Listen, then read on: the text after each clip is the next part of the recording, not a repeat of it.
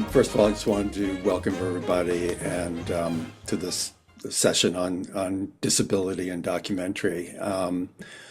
We timed it for today in particular because this really important summit is coming up, the ReelAbilities Summit. And before we get into, talking with our special guests, Julie Wyman and Chile Ochoa, I wanted to bring on Isaac Zablocki, the CEO of ReelAbilities, to tell us just a little bit about the summit. So, Isaac, if you could come on camera for us. My pleasure. I'm here. Sorry, I was in between meetings and I was not ready to be on camera, but I'm happy to. We'll just describe you as a handsome white man with, distinguished graying hair, maybe?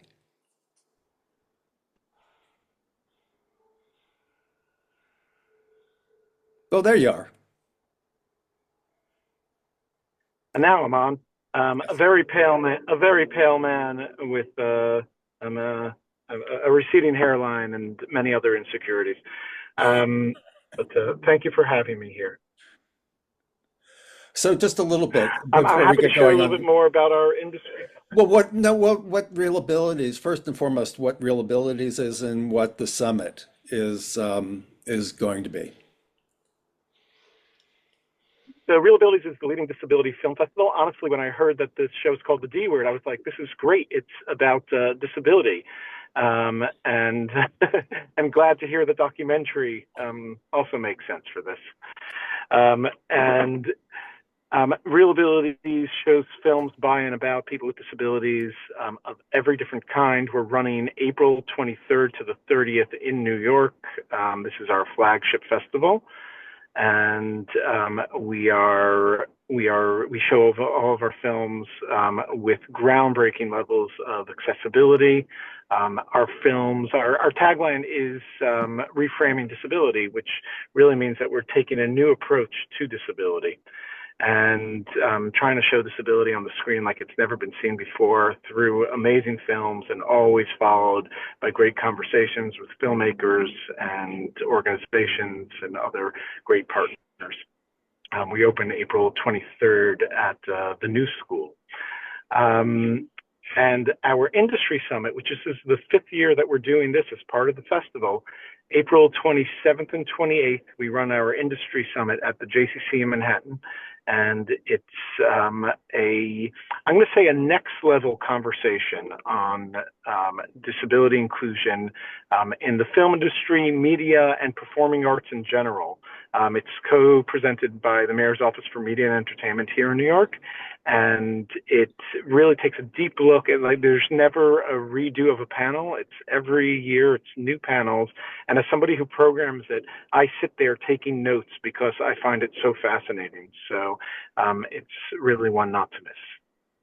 I guess first thing you talked about, we're all coming from different perspectives. So I'll talk a little bit about the perspective I'm coming from. But first, I should describe myself as a white man of gray, with a gray beard and thinning gray hair, black t-shirt. In my bedroom, you wouldn't know it other than I have a bunch of framed posters behind me.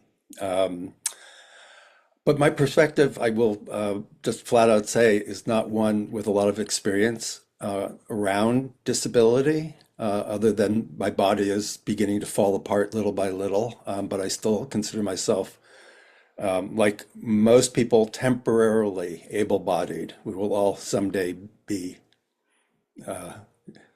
living with disability, probably.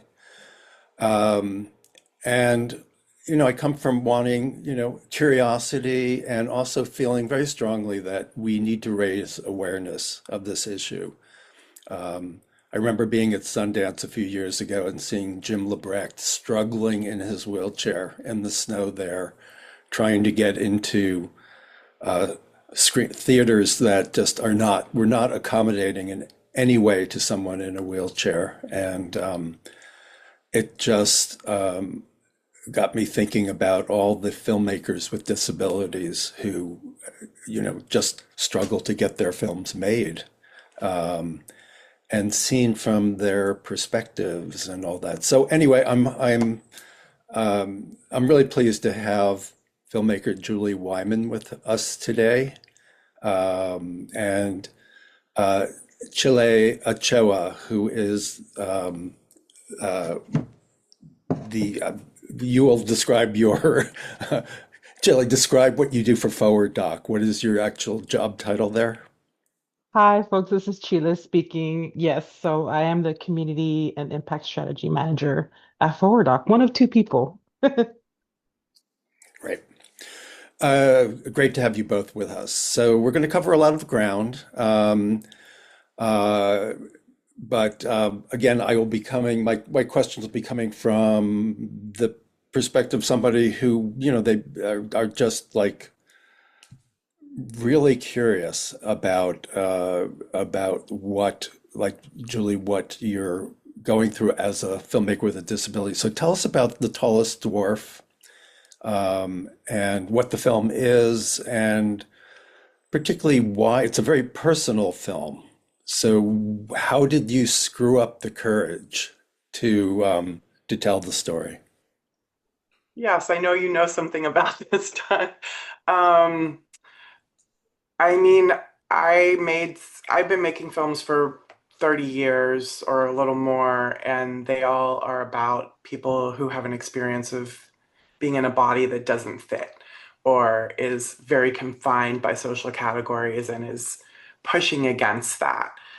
That's kind of what called me to be a filmmaker, was wanting to, first of all, is having that experience myself, even though I didn't have a name for it, um, and wanting to expand the range of what we see as beautiful, healthy, um, the images that are out there, and specifically around body image, which bodies get included in being worth looking at, and spending time with.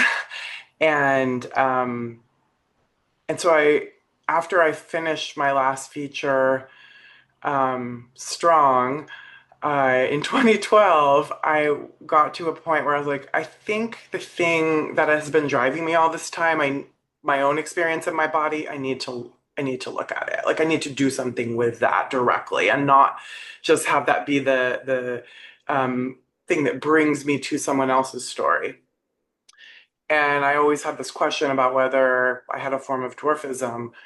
And that was where the film started, was as a personal question, where I started asking that question. I thought maybe I was making a little experimental short with my dad. I went to film with him. He has the same body type as me. And so did my grandma, so did my one of my aunts. Um, and as you know, so that's how it started, actually was a personal film. But early on in the process, I started looking up definitions of diagnoses of dwarfism and finding out about all the kinds of dwarfism to figure out what we might have. And just doing some research opened this huge, like the floor fell out into a bigger world, because I found out there was medical research going on to create these new pharmaceutical treatments for dwarfism. And that threw up all kinds of flags for me and made it a much bigger question than anything about my own body. But it also, as someone who I already kind of thought recognized I was at the end of the line family wise of my body, since I didn't have kids and I knew that my physique would not be passed on. Hearing that achondroplasia, the most common form of dwarfism, also may be facing a little bit of an existential, like, what happens? What do we look like in the future? Are there more of us? So it totally opened the project from like just a little thing about me and my body into something about a community. Yeah.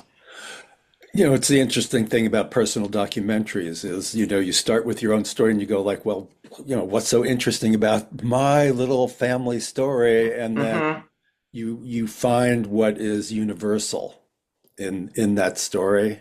Um, Or what is the bigger, what bigger themes are we actually, is our personal story touching on? And I think, and as soon as I also then, soon after that, I went to Little People of America.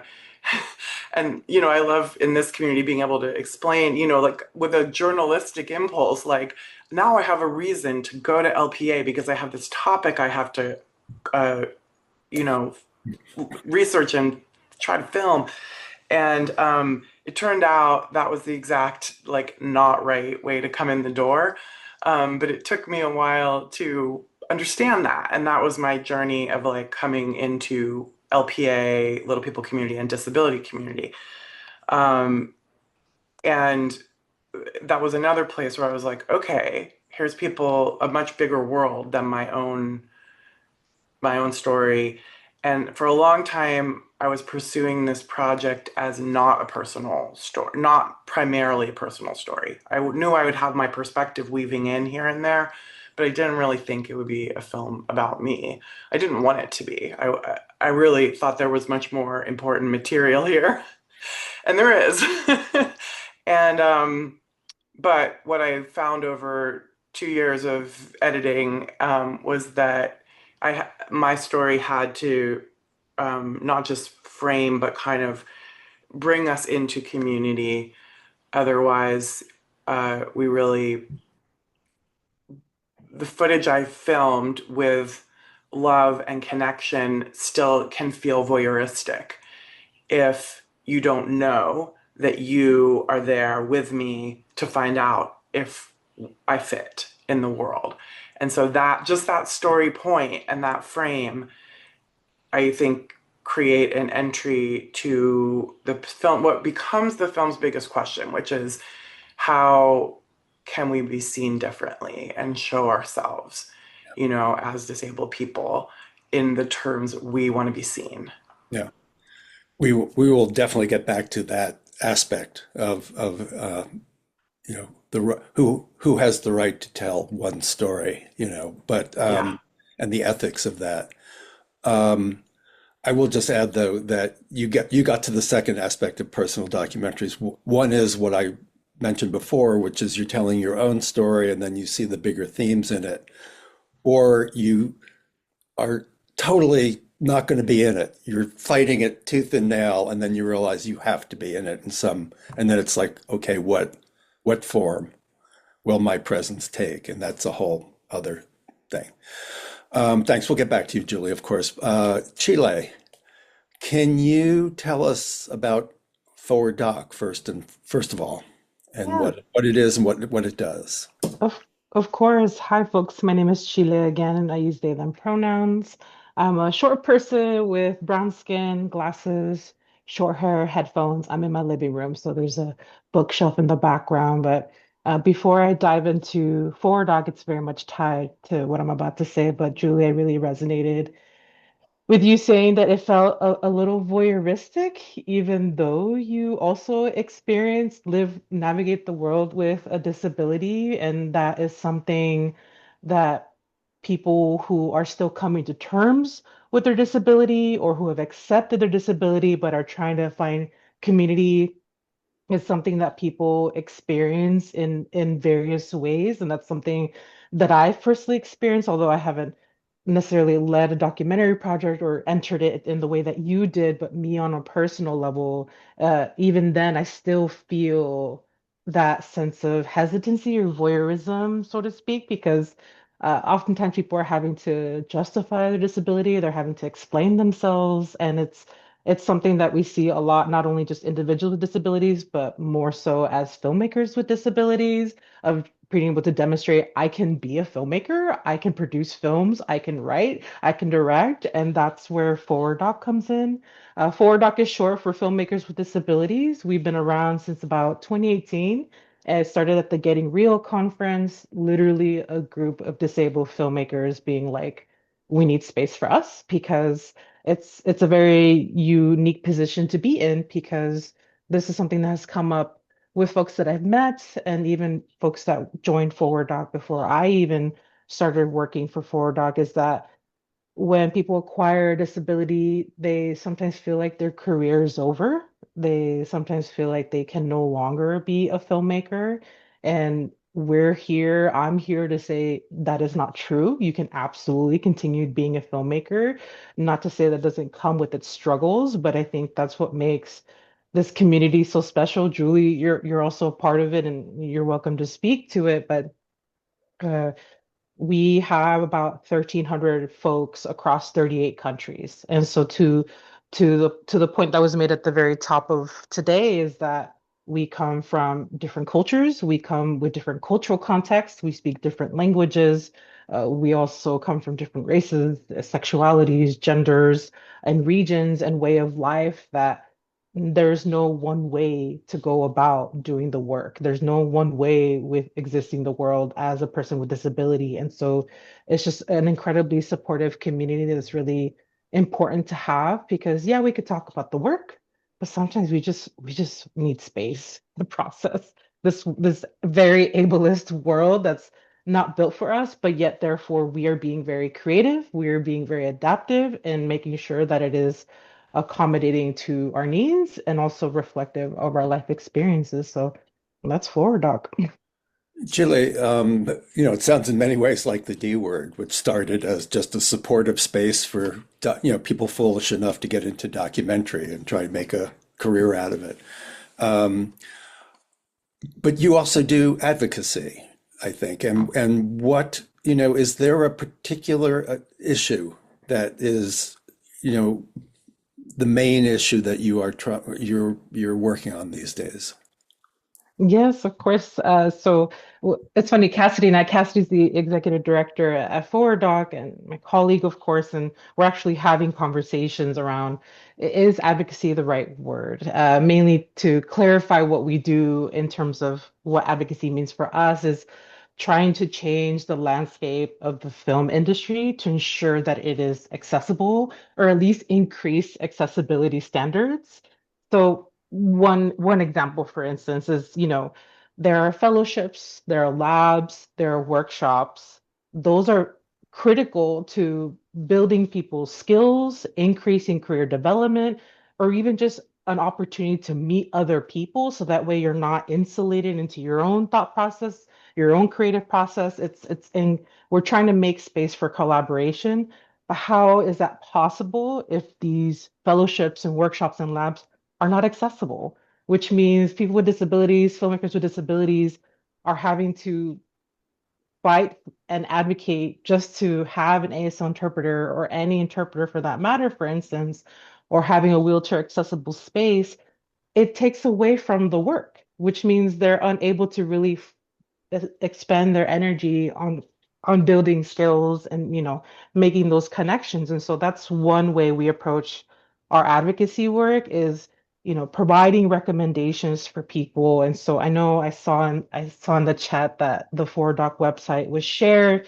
If you're curious, you're welcome to go on there, and we also have a page specifically for resources. And so this is a small sample of what we do. This is more like the front facing. We're still doing a lot of work on the back end, but we have the film event accessibility scorecard that's specifically to help to support film festivals who are wanting to increase their accessibility standards so that way filmmakers can go to festivals.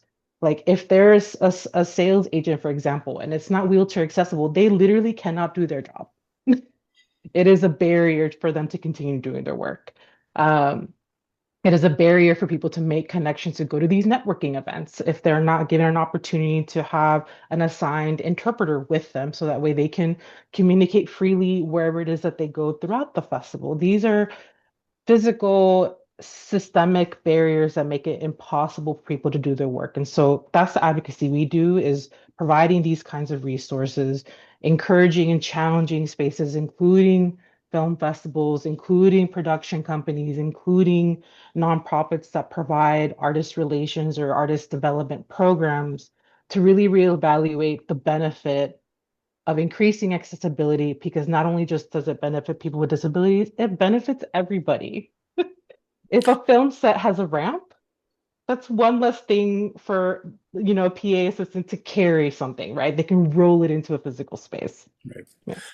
Do you feel like you're making progress? Do you feel like awareness has been raised? I know there's still a lot of work to do, but where are you on that? I unfortunately I can't quantify that in this moment.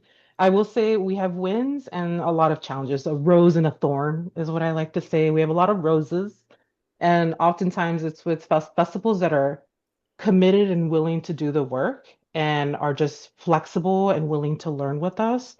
That's always wonderful. And there are also festivals that have been doing the work for years and are continuing to get better. Julie and I were at Slam Dance Film Festival in Los Angeles, for example. They have the Unstoppable program, which is Romeo essentially started it, which focuses on disabled stories and disabled filmmakers. Like their venues are accessible, they're a little more thoughtful about it, and so naturally, I feel more compelled to go to their festival. And then there are some institutions, some organizations that are a little more resistant, and it could be a variety of ways. And the biggest excuse is that it's a financial burden. Like we're already struggling, we can't afford it. And like I mentioned before, we're creative, we're adaptable. We literally already have ideas and recommendations for Right. you that are more cost effective. What are some of the low cost things that they could be doing? You say a ramp. A ramp doesn't sound that expensive to make. Yeah, well, let's take interpreters, for example. For example, there's pro bono ASO, although a lot of their folks are on like the West Coast, they prioritize BIPOC ASL interpreters. So not only we are supporting a greater representation and support and advocacy of interpreters across the diaspora, their rates are fairly affordable compared to other places. There are some interpretation agencies that are incredibly expensive, but pro bono ASL operates from like a community-driven framework, which allows it to be more affordable to increase access to interpreters because that's part of community work is to make sure that people can gain access to specific spaces without language being a barrier, without communication being a barrier. Other ways too is really challenging oneself, but also your team to think about accessibility from the very beginning, from strategic planning, from budgeting, like carve out some funds. Contingency funding is what I usually refer to it. $5,000, like that goes a long way because I would rather have the money and not need it than need it and not have the money. And that can be reallocated in different ways where it can be reallocate to post-production if you're working on captions or audio description for that matter. And we recognize that that is an expense, but if we normalize this habit of budgeting for accessibility from the very beginning, it really resets this expectation that you want more butts and seats, you want more eyeballs on the screen or ears to the sounds. Like it's important to consider these things in your projects. I would add, filmmakers would be, uh, should be aware of including in their budgets things like closed captioning Absolutely. other and other things. Julie, I want to get back to the filmmaking aspect of this for filmmakers with disabilities. I mean, first of all, did you feel it was important to have a crew or a production team that was disabled or had experience with disability? And then I have a follow-up question, but why don't we get to that first? Yeah, and I realized I didn't do a visual description, so I will just say that briefly. I'm a white middle-aged woman with shoulder-length brown hair, cat-eye glasses, uh, some faded orange streaks in my hair. Um, uh, the other thing I wanted to say is that I noticed there's at least one member of my team that I wanted to call out on our event today, Michael Ahrensweig, who was a supervising producer of the film through ITBS. So just wanted to give that shout out. Um, Yeah, there was a real ethos that the team that kind of was built over time around the film and our team. I mean, one of my producers is Lindsay Dryden, one of the founders of Forward Doc. And having her kind of join forces with me was really so important in sort of talking through and thinking through how that would play out. And, I don't think we got it perfect. And I also think we did a lot of things that were like amazing and certainly new to me. So for example, one of our biggest shoots was the workshop. So what I joined forces with a group of other little people, performing artists, and we actually um, create these short films. And I'm just also going to say that those short films are world premiering at Real Abilities in a little over 2 weeks. Great. So this is a narrative project that is at the core of the doc project. They're very Let me just add, intertwined. the tallest dwarf just premiered on Independent Lens this past Monday. Yes, yes, So this is let's a not big. bury the lead there, too. Okay, well, there's a lot going on in the world of participatory, little people community, disabled led work happening this week. Yeah. Or this month. So, so one of the things because I had a little more lead time, called the pandemic to think about how we would do this in-person workshop, where we shot a lot of the tallest dwarf observationally. I really did think about access for every single person there. And we didn't have, I mean, this is where I'm like, I'm hoping Forward Doc can bring us, is that, it would have been amazing if our cinematographer and sound person identify as disabled or as little people. That would have really kind of been incredible. Um, but as it was, I worked with incredible sound people and cinematographers who are average height and I think identify as non-disabled. But there was a real process of kind of thinking about cinematography, or specifically for our film, around how do we have the camera at eye level? How do we're working with very different body types between our crew and our participants on camera.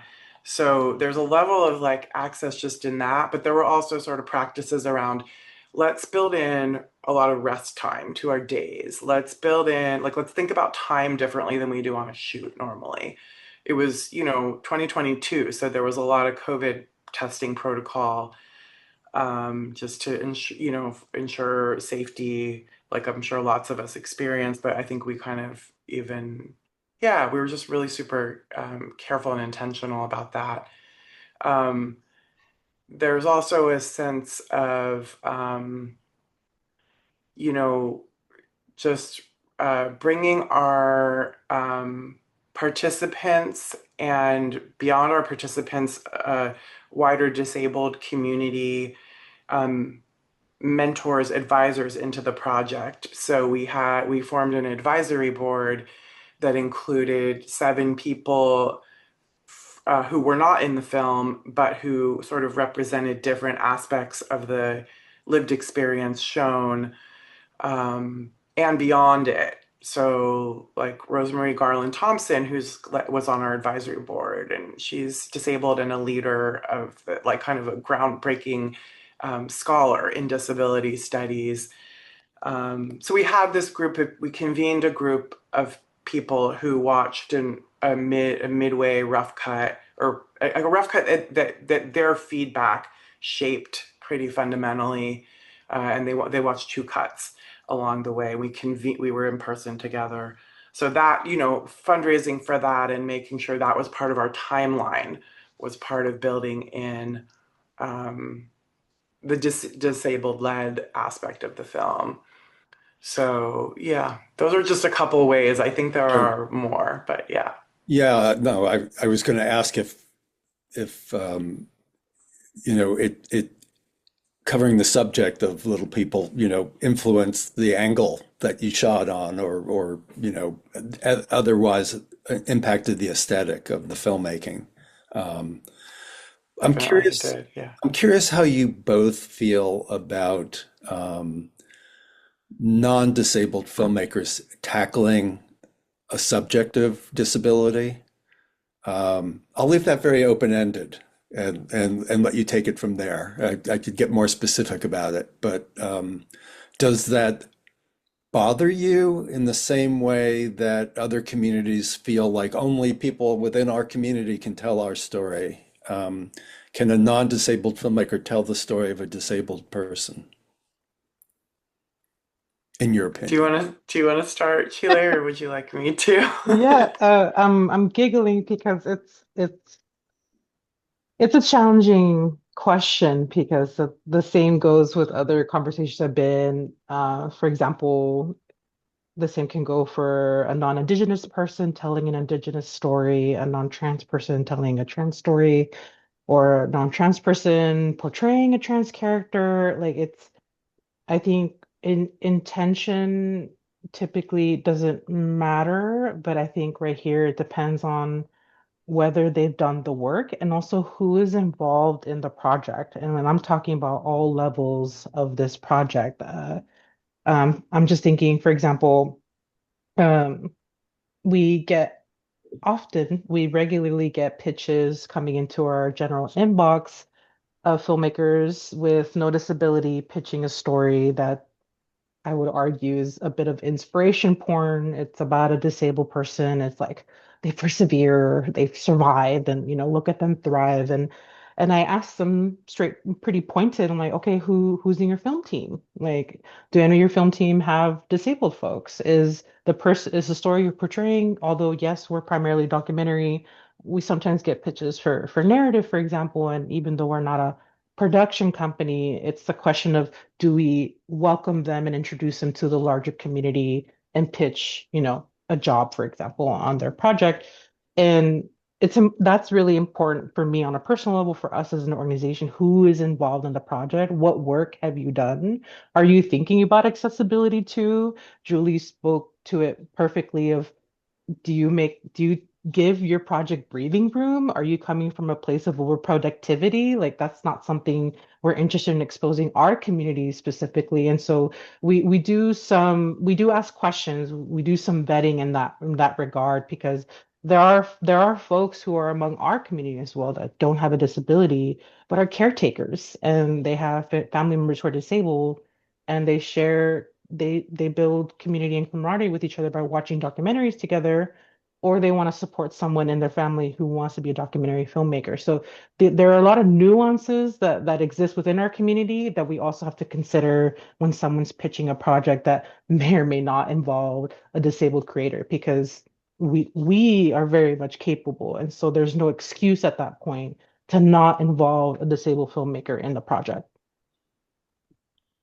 Julie, Yeah, you, I mean, I think we're still in the time where we really need more stories that come from lived experience, just period. I just think that's what that's kind of what the world needs more of. We've had so many stories, and it is the legacy of documentary and the legacy of anthropology to be like all the fields that kind of inform documentary to be looking in from the outside. I actually really believe in the power and the importance of looking across barriers, across our experience, learning and experiencing things, like whether we're an audience member or a filmmaker, that we haven't lived. So I don't only think there's a nuance, right, to my answer too. That said, I think if we look at the what exists, what has existed, there have not been enough stories told from within, and there's so many to be told. And I also don't think that, it's a hard thing because you're like, well, if I just attach one disabled person, is that going to solve, is that good? Am I good now?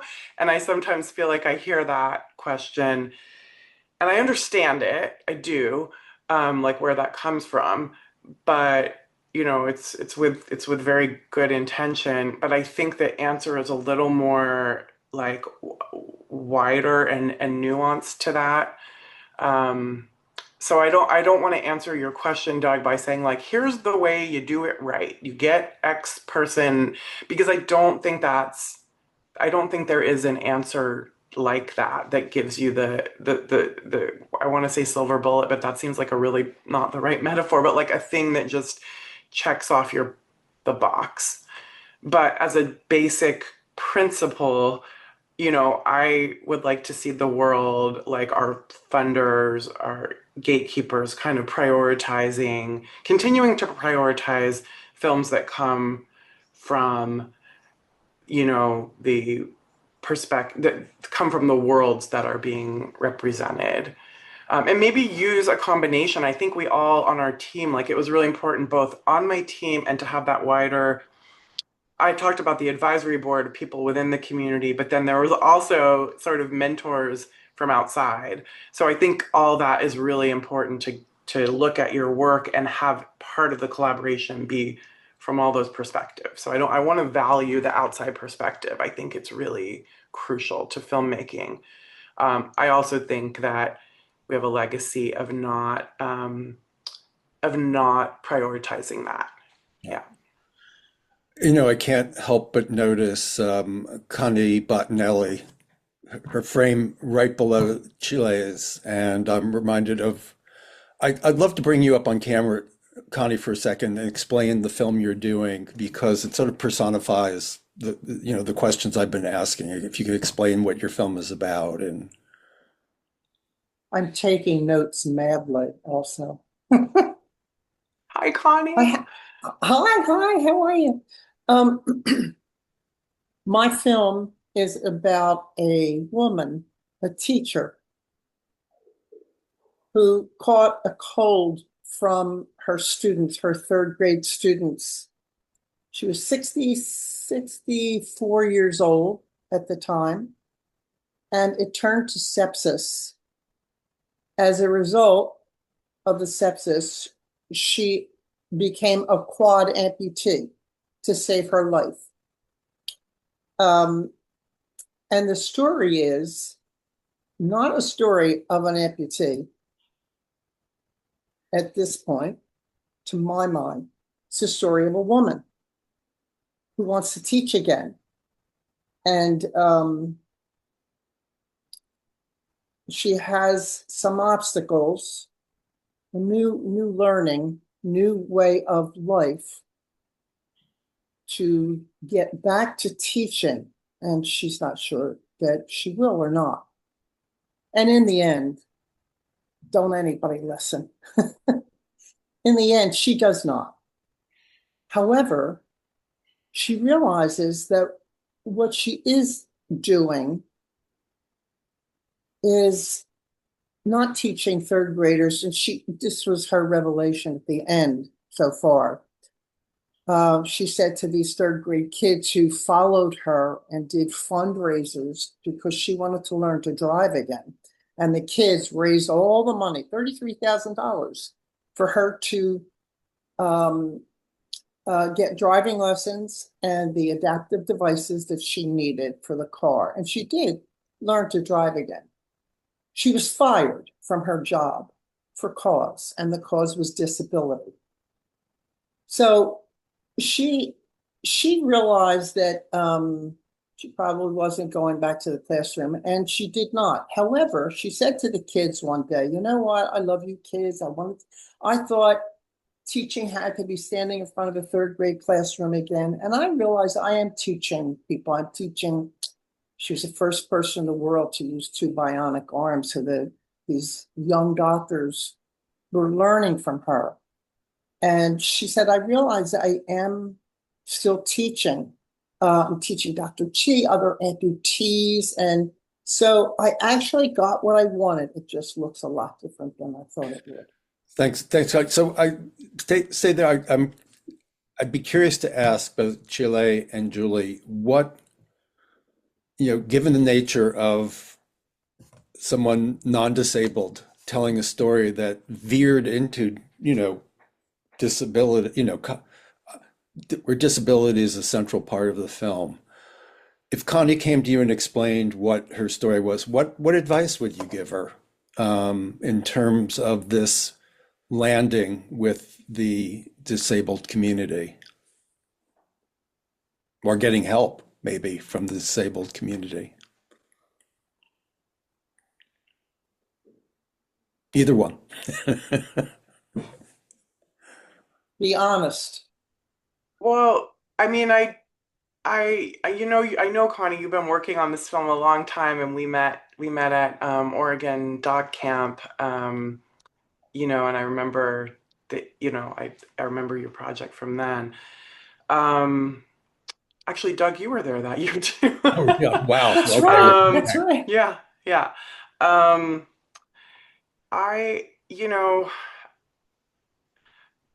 I think I'm not sure how your sort of like team and process has evolved. I think that's a question I would love to find out about, because that's kind of, I think, where it comes. Often I feel like we have to take on so much ourselves, right, as doc makers, and we become like the one wearing all the hats.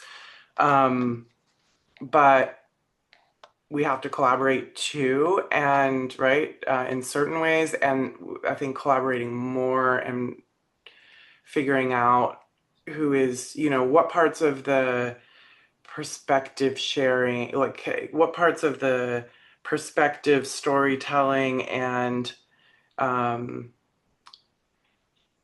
getting those various perspectives, have you done with people in your the I forget her name, the main participant in your film, her Mrs. does she M. have community? I don't know, but I just wonder about like team, and that's kind of a question I have, because like I said before, I don't think it's just like, well, get some disabled people on your, like, I think saying get some disabled people on your team is actually, I think that is that would be good.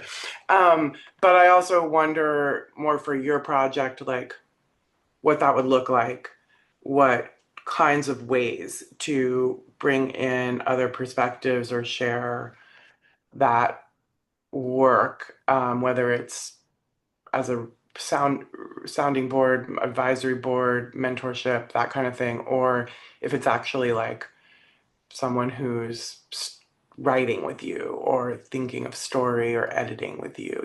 I don't know. Um, anyway, those are just some thoughts. Chile, what would you say? Yeah, this is Sheila speaking. Yeah, I echo what Julie said, and I was also wanted to start with a question of like who's already involved on your team. I think that's really important, and also if this is Mrs. M's story, and given that while it didn't necessarily start as a disability story, despite this woman living with the disability, um, it has certainly evolved in terms of what you're highlighting. What does Mrs. M want? What kind of impact does she want with the film as well, given that the focus now is more on having a limb difference, for example, and whether or not perhaps an impact campaign is the trajectory of an impact campaign or the distribution process has also changed. So to Julie's point, really thinking about who's in your team now, maybe reevaluating who's in the team moving forward. I agree with having an advisory board or someone to be a thought partner on this project. Nonetheless, I think who you're wanting to show this film to is going to be a defining factor in terms of the impact you want to make with the story. Um, yeah, that's kind of where I'm coming from. Again, there's no cookie cutter way, right? Like it's always good to decide to hire disabled filmmakers. There are definitely disabled editors, for example. But yeah, I think I'd be curious on what kind of direction you would go with your impact campaign and such distribution. Thank you. Of Yeah, and I course. think a part of it is when you tell the story, I always am like, she was fired? What? Like there's this literal, like, this is a discrimination case. And sometimes I think also, I don't know, how The other you've been person said thinking. basically the same thing. What's Richard, that? could you You still talking? mute yourself, please? Thank you. Oh, sorry, I didn't understand.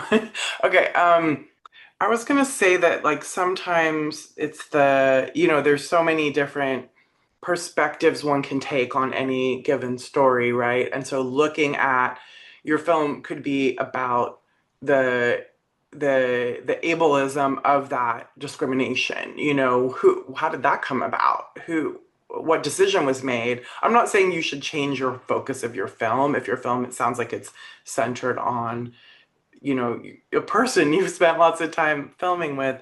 But I also just as a kind of bigger picture consideration, um, when we think about a story, do you want to go in and is this like, let's look at and watch the disabled person, or do we want to look at the system and how it treats them?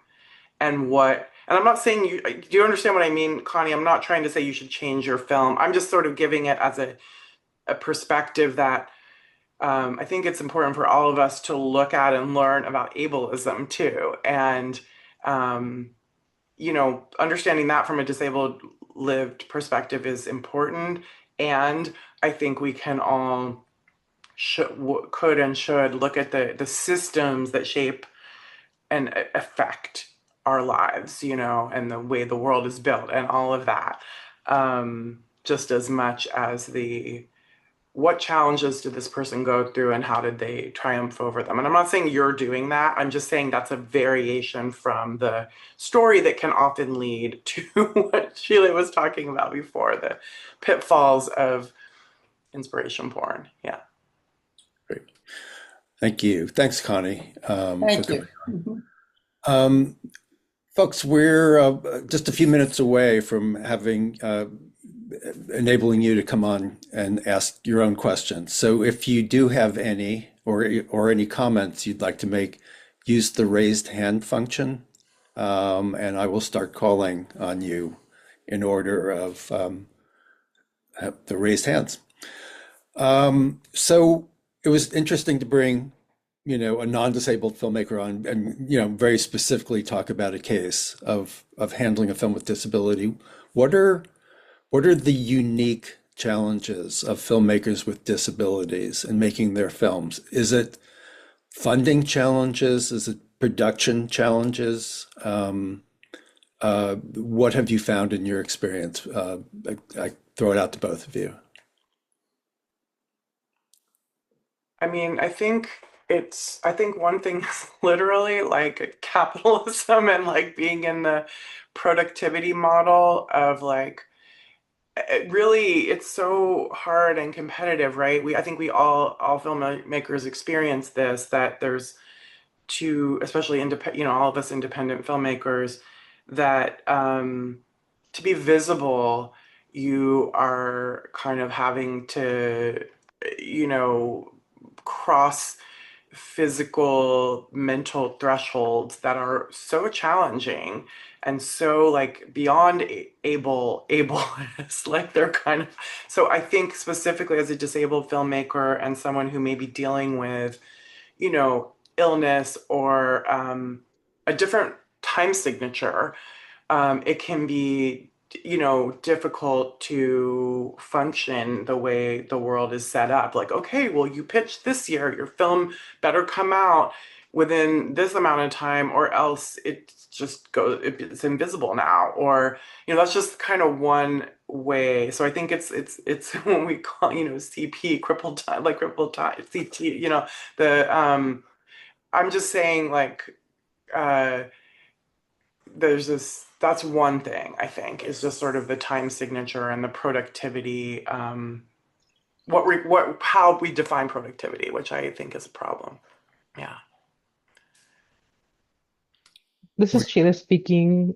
Something I would share too, and it's something that I had mentioned a little bit earlier, is sometimes to move the work forward is for one to build their own skills, expose themselves to new practices. And unfortunately, with a lot of fellowships and labs or apprenticeships with very little to no accessibility standards, it's hard to even move the work forward if creatively there is a barrier. So that has been a challenge. And like Julie mentioned too, we process different, we navigate the world differently.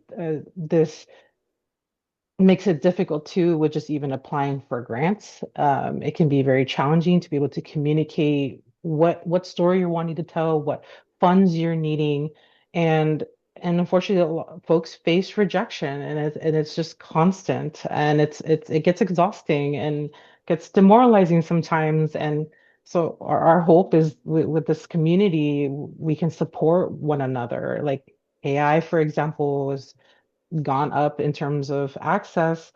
While there's some concerns with security, for example, or privacy, it's become really beneficial for folks with disabilities to be like, here's my word vomit, help me kind of organize my thoughts, and using that as a launching pad to have stronger applications. And so I think I think that's why it's really important for us to provide workshops that help make it possible to explore different ways to apply for things, different forms of funding structures, challenging institutions to rethink how they provide funding for folks, is what we can do right now, but it's really challenging. Yeah.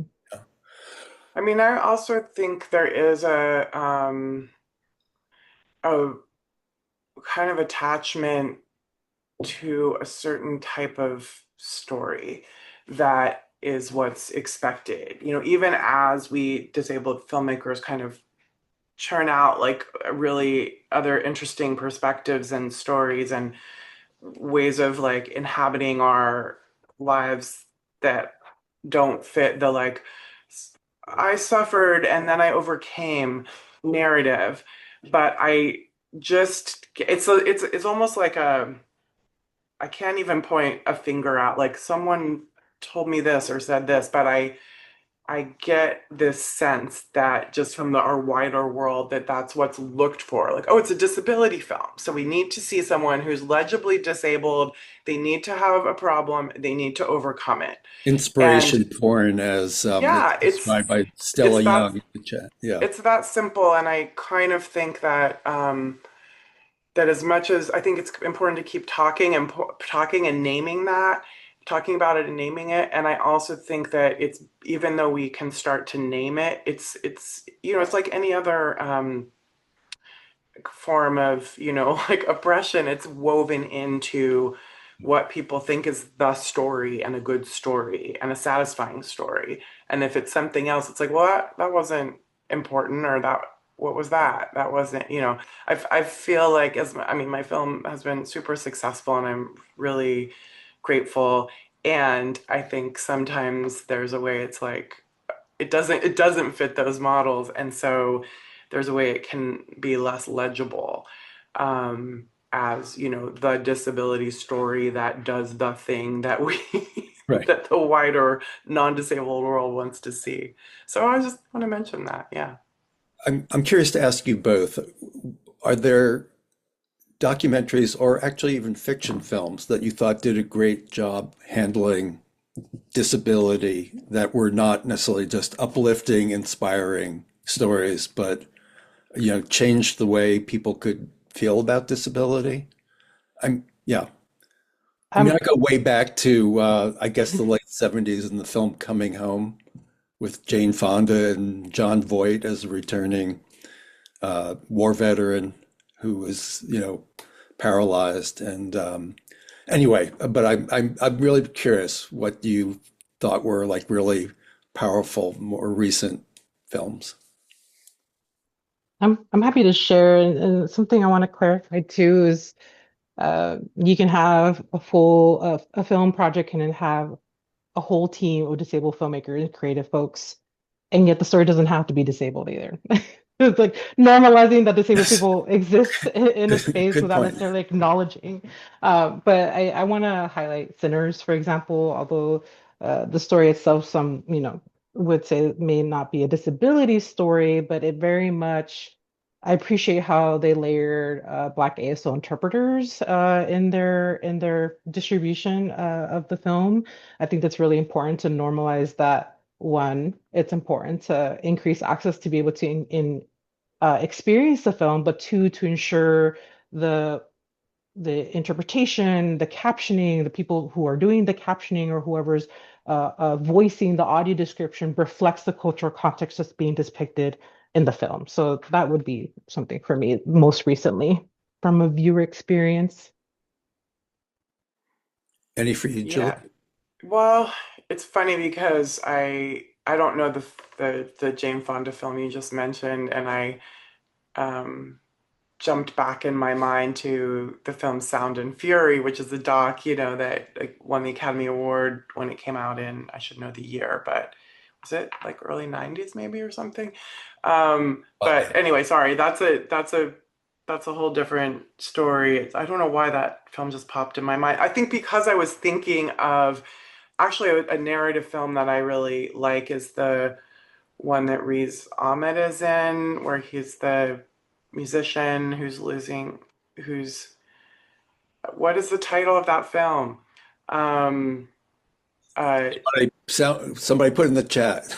I know Sound Sound of of Metal. See, I was thinking like Sound of Metal, Sound of Fury.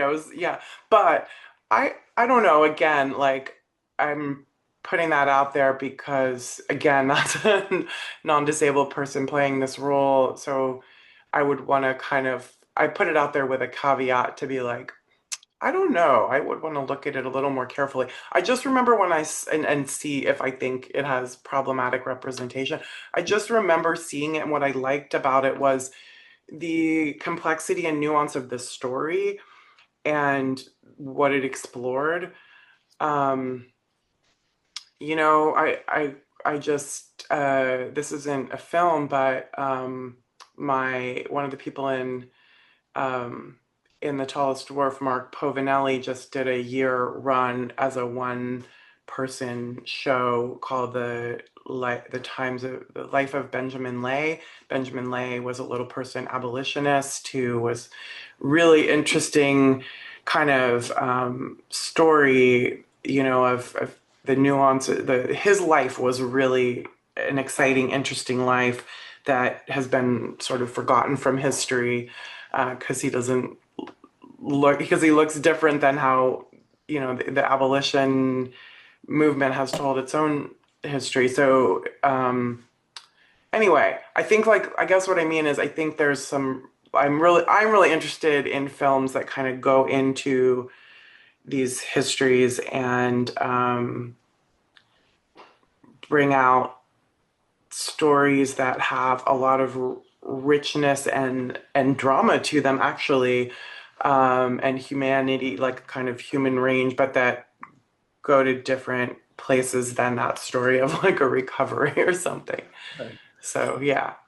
I'm not seeing hands raised. I know you guys have questions out there, so please feel free to use the raised hand. I'll be calling on you. So how bothered are you? You know, you mentioned Riz Ahmed and not being a disabled, this idea of representation. How bothered are you when it could easily have been a hearing impaired actor playing that part? You know, when you see other films where, Yeah, I mean, yes, and I'm like, yes, of course, that should be the priority and like that yes, it could have and probably should have been a um disabled person playing that role. So I don't, this is what I'm saying. I'm not holding that up as like they did it right. I yeah. guess I just thought story-wise it was well done. Um Yeah, so the argument is, Daniel Day-Lewis in My Left Foot, was yeah. extraordinary, and do you go with the really, really talented actor or someone who had that disability? But I think that's the point is that you don't have to make that choice necessarily. Like you could have a very talented actor that has that disability, and that's what should be sought, after.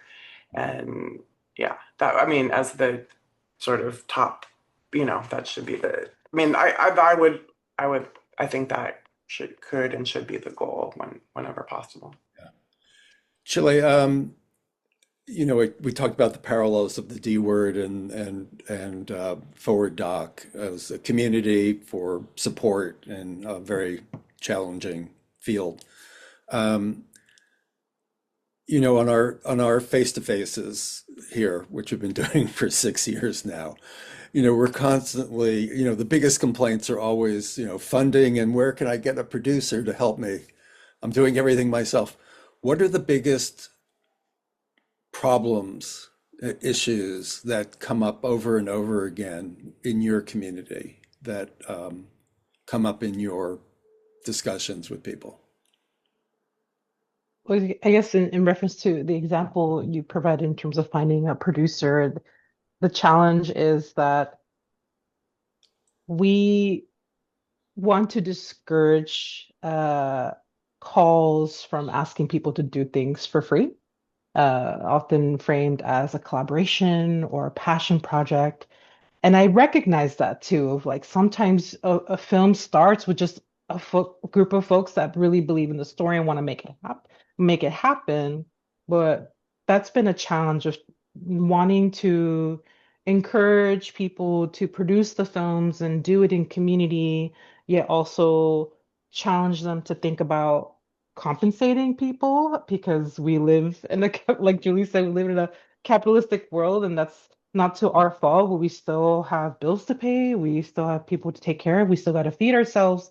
And so we try to discourage that, and yet that's always challenging because oftentimes because there are already barriers, people are not getting grants. Like how can you move the work forward if you're not getting money? And on the other side too, in a world where you do get a grant, some folks are in disability, and it's this challenge of you have this lump sum of money, you want to be able to compensate yourself, but there's risk of losing your benefits as a result because now you have access to these funds. So like how do we navigate this system that wasn't necessarily created for us while still trying to create the work that's really important to you? So those two come up often, and we're also trying to explore essentially organizing a workshop that answers that question in terms of balancing between securing funds for your project, but making sure your benefits and are still protected.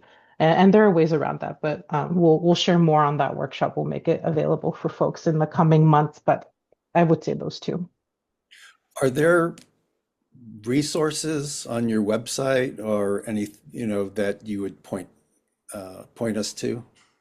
With regards to, What you do, what's out there that would help raise our awareness of issues? yeah. Yeah, we have a couple of things. I think we talked about money, thinking about accessibility from the very beginning. If you check out our resource page, I'm happy to share the link in the chat. We have a template for a budget with accessibility lines in there. And so no expectation for you to like, oh my gosh, I gotta make sure I raise all these funds, but rather gives you perspective on what to plan for. So that way, as you're seeking funding and you're acquiring funding for your project, you can start layering in some of those financial support to ensure that accessibility is part of your budget. In a world where you hire someone on your crew or your cast that has a disability and needs accommodations, you have that money ready to go. And in a world where that's not the case, you can still use that fund to help go towards captioning, for example, and audio description. And in a world where your story reflects a particular community, to be even deeper in that thought process of making sure that whoever's voicing the audio description or whoever's doing the captioning, if bilingual, reflects that community as well. Thanks. Yeah. Of course. Love to have it in the chat. Oh, you did it. Yeah. You're Sorry, I you're didn't put you're context so on there. talented. You're able to like put stuff in the chat while you're talking. That's an Super amazing thing. multitasker. Yeah. Somewhat. Uh, But other things there too, you're welcome to peruse. You can look at the accessibility scorecard impact report. And, I imagine we like going to film festivals. That could give you some perspective on what film festivals are making an effort for increased accessibility. So in a world where you do have captions and audio description and you want to be intentional about only showing it at film festivals that also offer that to their audiences, that could also be a strategy for yourself. Deborah, Does Forward Doc, I know Forward Doc at one point was talking about creating kind of a database of crew, like a crew database, and I don't know if that's still ever, if that's in the works or what. Yeah, I'm happy to speak on that, Julie, actually. So, as you, our membership, our community, first of all, it's free. But we have been largely working independently via our Google groups and Facebook groups. So I'm actually in the middle of doing a deep dive on accessibility audits to different membership platforms, both closed source and open source, to figure out a way for not only our portal to be accessible and fun on the back end for our members, but also to your point, Julie, having a publicly available database so that way folks can hire our members, whether editors, sound engineers, producers, camera operators, so on and so forth. That's great. Yeah, I Yeah. think that, like you're saying, there's, many disabled editors and or people that are assistant editing and moving into our field. And actually, there's a really great Multitude Films has sort of this internship process with a film that's in develop, a doc that's in develop, or in, I think they're in post now. Is that right? The I Penhurst. believe so, yeah. That's the Yeah. So, apprenticeship program. Yeah. what do you say it again? It's an apprenticeship. I think we're talking about that. Apprenticeship. Yeah. Sorry. No, Yeah. you're fine. Uh, no, and where in the making of this film, they're bringing a certain number of disabled filmmakers to learn to be part of the team and also be, yeah, apprentices on the post process, and probably also the distribution process too. So that's kind of a resource. I mean, that, I don't know if they'll do that again, but I wish that, I mean, and that takes a certain amount of resource. I thought about doing something like that with the post process of the Tallest Dwarf, and it was just, it's like, I'm already, how can I even make this film and get it done? But I think having that capacity, it's incredible they're doing that. And I think kind of thinking about our projects as ways to call people in and help our field that way, bring people in so they're ready to be members of our teams. Yeah. Yeah, it's a great idea and it would be a really helpful resource. I know Brown Girls Doc Mafia has a really great member directory broken down by skill. Truly helpful. Okay, Deborah, let's get to the questions. Yeah, you need to unmute yourself, Deborah. Me? There we go. Okay. I've been working for several years on a film that's pretty much a life story of an athlete with cerebral palsy. And yeah, I am really scared about the whole thing being reduced to inspiration porn.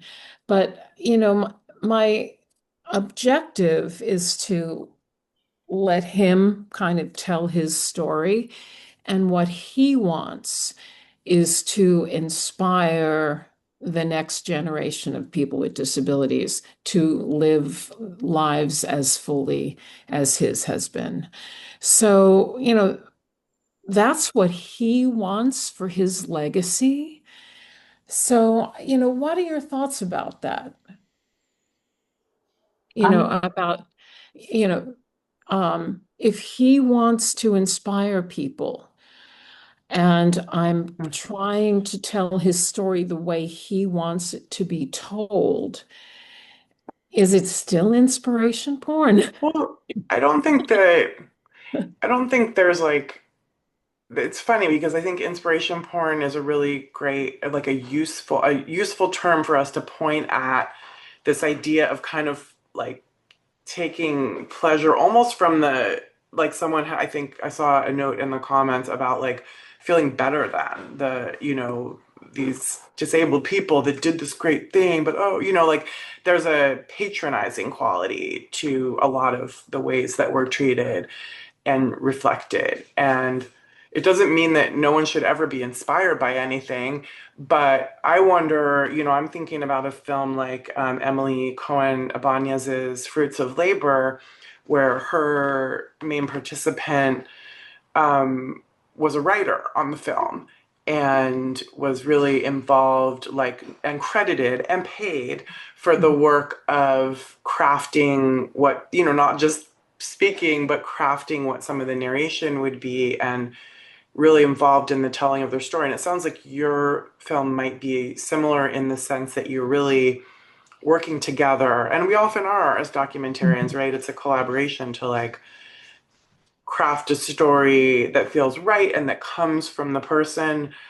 But then maybe there's a step of like, maybe they're on your team too. Is there a level of autobiography? Is there a level of crediting? Is there a level of, you know, really giving them the space to do what they're doing as a member of the film team, instead of thinking of it only as, or even like the owner, how you think about ownership of the film. And I'm not suggesting you do any specific thing. I'm just saying people have thought about these models of like ways of breaking it from, oh, it's just me, I'm telling that person's story, and they don't get to decide because I'm the one that knows. Yeah, so I'm just asking that we shake that up a little. Yeah. Yeah, no, I'm not doing that. It's his story, and I'm definitely getting lots of input from him, what he wants for his legacy.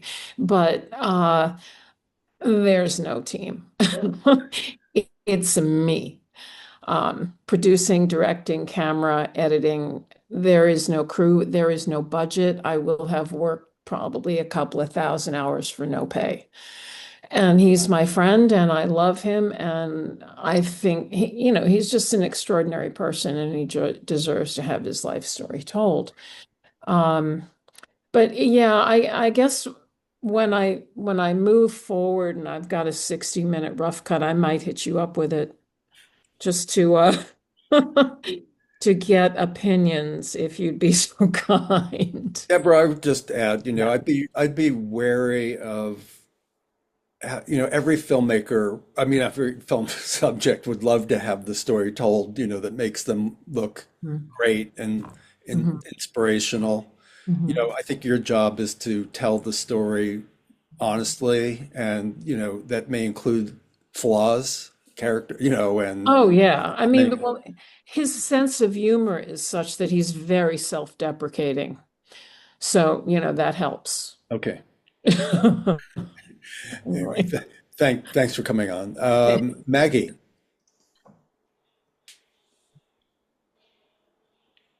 Hi, Hi, Maggie. hi, Julie. I'm Maggie Whittam, a white woman forward doc member. I'm so glad that you did this today, and thank you to D-Word for hosting it. It's awesome.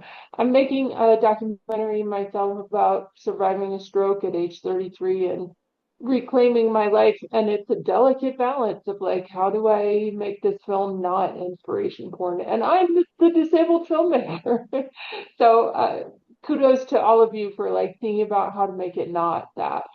I just wanted to mention, because I think Isaac isn't here, that the ReelAbilities Film Festival is going to have a pitch of projects by creators on April 28th in New York as part of the festival. So you should all check it out if you're in the New York area. Yeah, thank you. That's all. Great. Good luck with your film, Maggie. How far along are Thank you you. with it? We're in post-production All now. right. Good for Yeah, I you. mean, oh, I'm sorry. No, I was just going to say, I don't know that we've talked as much about real abilities, but it's really, I'm so excited to be at it. It's such a huge and important festival, and, for everyone to show up for, come to. There's also a virtual um, aspect of I think there's a virtual festival too, and a touring festival, but just the New York premiere launch. I just really want to encourage people who are in New York to come and show up, and learn from like the industry summit, but also just from watching the films that are there. Yeah. Unfortunately, I just saw a message from Isaac that he had to leave at 1 for another meeting, which I saw at like So I'm 1:05. trying to plug a little bit, yeah, even though he's not here to do that. But Yeah. and I think when you all first invited me to this, it was around that I have work at ReelAbilities. It's not the Tallest Dwarf; it's these fiction films, but the How We Look project. But I wanted to just point out too that ReelAbilities is showing a wide range of doc fiction, experimental work. And I also think what's interesting is like what I've experienced is in this these projects I've been working on is the way those things can interlock, right? Like my documentary literally like gave birth to some fiction films, and I just feel like that's also true in the D word. We're doc focused, but I love those intersections too.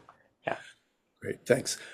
We have 4 hands up. Connie, would you mind if I get the other ones up first since you've already been on, but I will get back to you, so keep your hand up. Alex, then Jesse, then Karen. I think that's about, we're getting close to 1:30, so Julie and Chile, can you stay a few minutes past our end time or? Yeah, I can probably stay like 5, like just have a thing yeah. coming up, but I Okay, can do 10 more minutes from now. everybody talk real fast. Alex. Hi. So for the past over 10 years, I've been working on a documentary about the athletes with disabilities who got snowboarding into the Paralympics. And one thing that I've learned over the course of making that, but by the way, one of my co-producers right now is one of the participants in the film, who's one of the athletes. So one of the things that I've learned, somebody mentioned in the chat, is that there are still a lot of people out there with disabilities who have been so indoctrinated, like many of us were, to the ableist mindset that they themselves don't know what inspiration porn is. And there are actually even some who know what it is and yet choose to actually really go and use that to monetize and actually make a living with it. So it's really something you have to be very, very, very careful about doing. And as I put the chat into that Stella Young TED Talk, I highly recommend everybody who is wanting to make a film about people with disabilities watch that TED Talk, because it really does encapsulate all the things that you kind of need to know, at least as a primer, about inspiration porn and also the social model of disability, which I think is also very important. Probably maybe even to discuss a little bit here. Thanks. Great. Thank you, Alex. Jesse.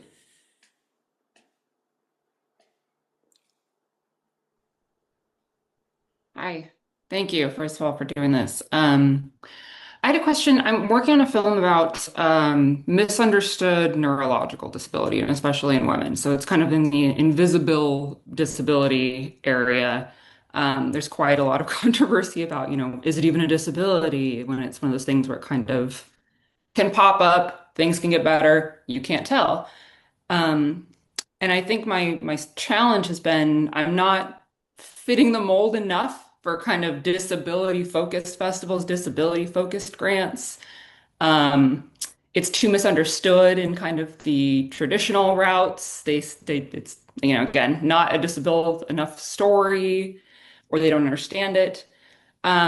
And I've worked in production for 15 years, but this is my first independent film, so I've never pitched before. I've never gotten grants before.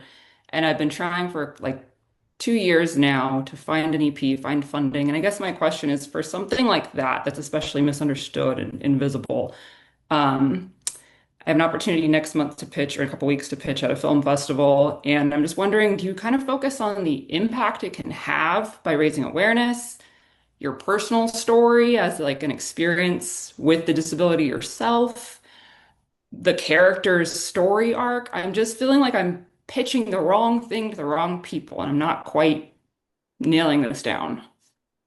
I'm wondering if your pitch mentions what you just said, like that this is a story, this is a form of disability and a disabled experience that often is invisible. Like I would make that front and center.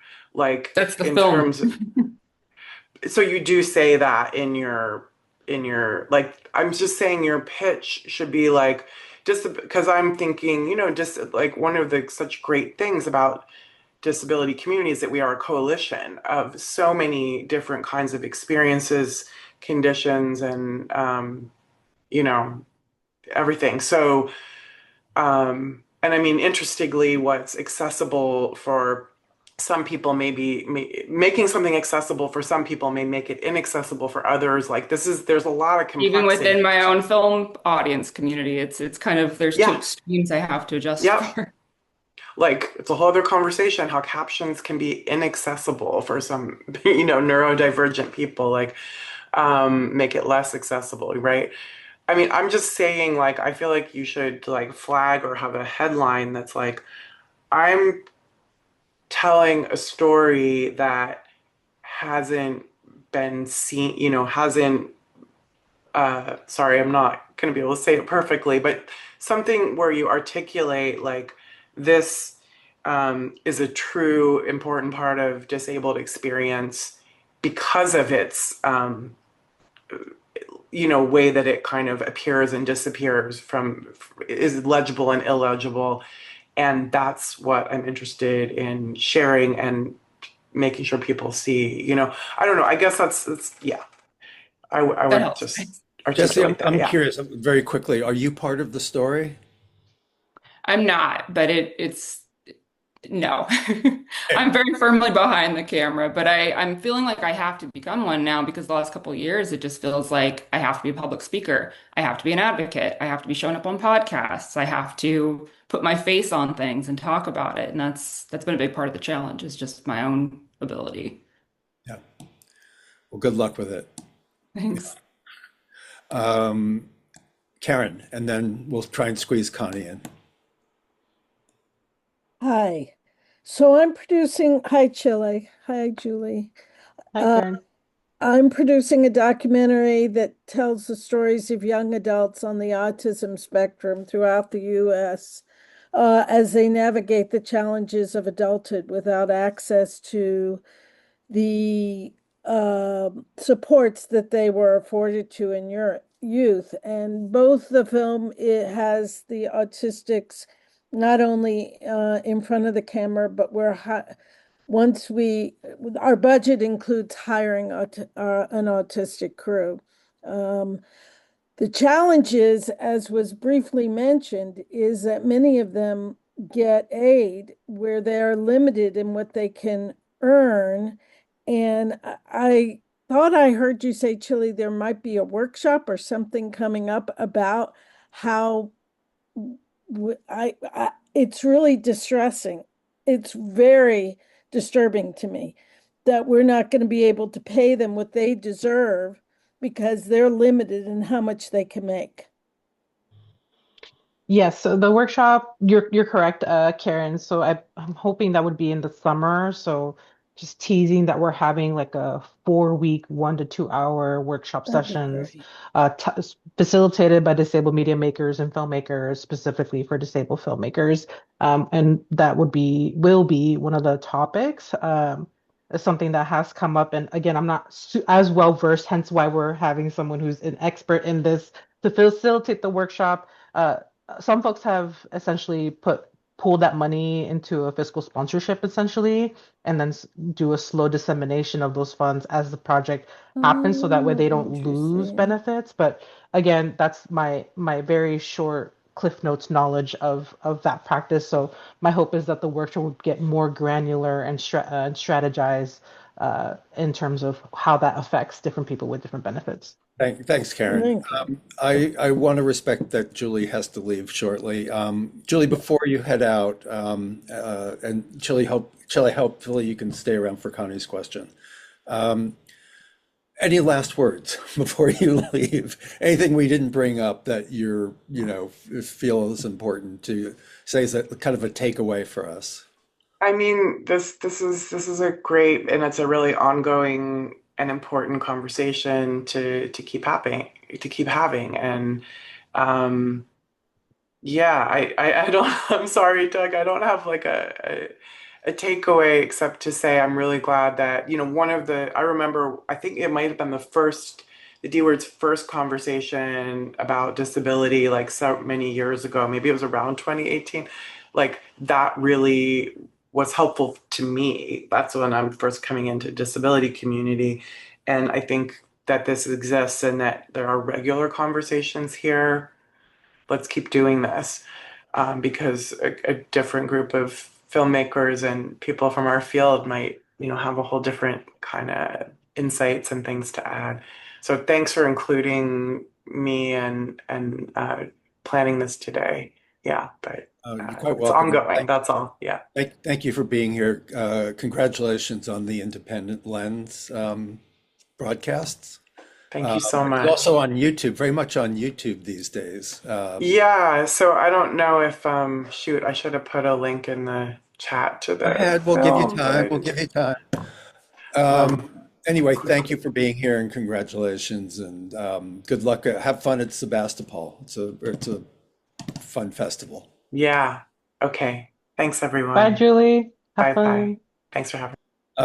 Okay, Connie, uh, I'll make it quick. take us home. Okay.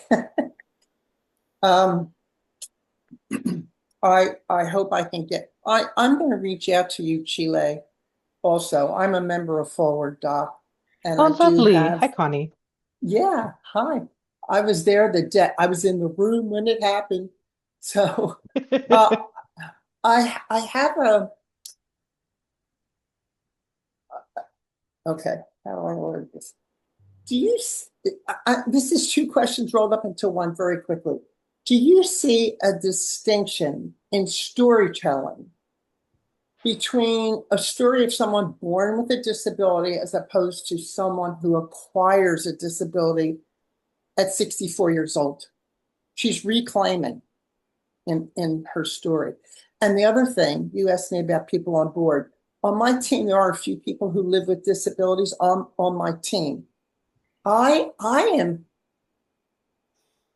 thinking I need to reach out to disability specific people on my team. What? Yes, I'm happy for captions because I'm wanting to answer your first question in terms of is there a distinction between someone who was born with a disability versus someone who acquired a disability later in life?